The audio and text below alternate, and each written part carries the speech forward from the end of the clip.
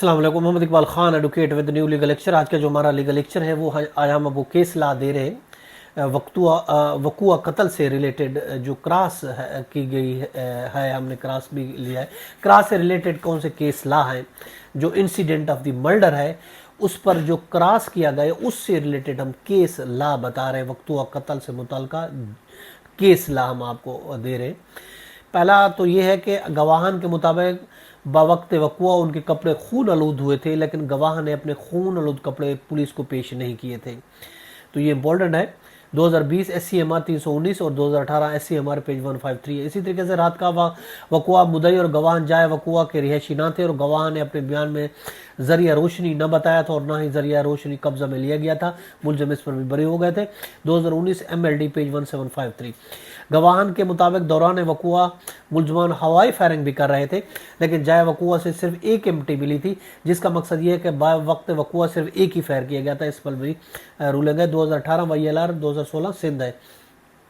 اسی طریقے سے کسی گواہ نے یہ بیان نہیں دیا کہ مقتول کو ملزم کا فائر لگا تھا، اس پر بھی بری ہو گئی۔ Ruling 2017 S C M R page 1845 ہے۔ اسی طریقے سے کسی تائیدی شہادت کی غیر موجودگی محض چانس وٹنس کی شہادت پر سزا نہیں دی جا سکتی۔ رولنگ ہے 2017 S C M R page 1710 ہے۔ اسی طریقے ملزم کا قتل کے بعد خود لاش چھپانا جو ہے وہ 201 کے زمرے میں نہیں آتا۔ اس کی ruling P L J 2017 C R C page 891 ہے۔ اسی طریقے سے گواہان کے مطابق مقتول کو 33 فٹ کے فاصلے سے فائر کیے گئے تھے، لیکن میڈیکل شہادت کے مطابق فائر قریب سے لگے، تو اس پر بھی بری ہونا ہے۔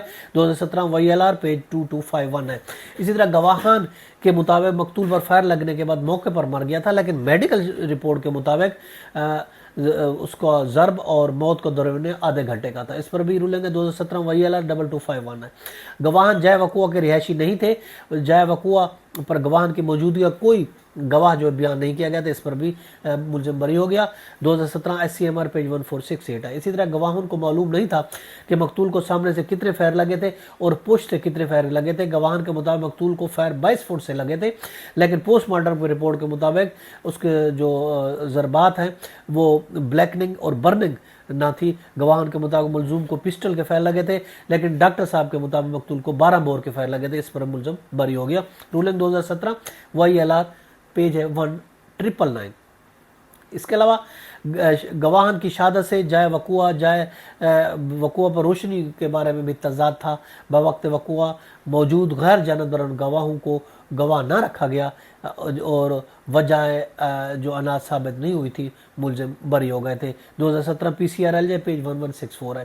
تمام ملزمان کو بذریعہ 12 بور فائر سے منسوب تھے۔ تمام ضربات تھوڑے تھوڑے فاصلے پر تھے۔ ملزمان کے چاروں فائر مقتول کی ایک ہی جگہ پر لگنا ممکن نہ ہے۔ چاروں ضربات 12 بور کے ایک فائر سے کیے گئے تھے، جو کہ ممکن آنا ممکن ہے، تو اس پر بھی ملزم بری ہوئے۔ 2017 وائی ایل آر 86 نوٹ ہے پیج 128 ہے۔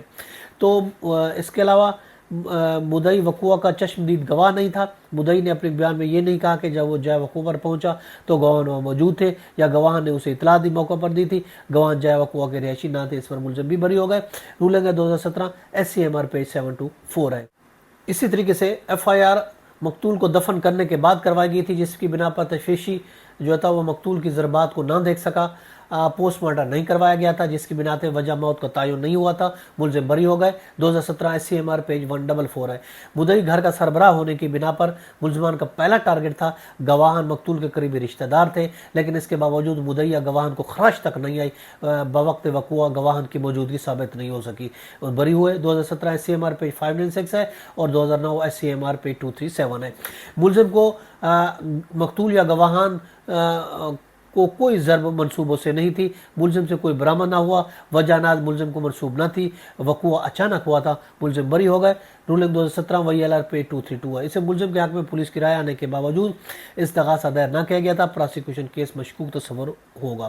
2016 وی ایل آر پیج 817 ہے۔ گواہان نے اپنے بیانات میں کوئی تاریخ یا وقت وقوع بیان نہیں کیا، پراسیکیوشن کیس مشکوک تصور ہوگا۔ 2016 P M L D page 1985 ہے۔ اسی طریقے سے ملزم بعد از وقوع فرار نہ ہوا، بلکہ لاش کو اسپتال لے گیا اور پولیس کو اطلاع وقوع کی دی، جنازہ میں بھی شریک تھا، پراسیکیوشن केस मशकूक तस्वर होगा और मुलजिम बरी होगा। वो 2016 YLR 1013 है।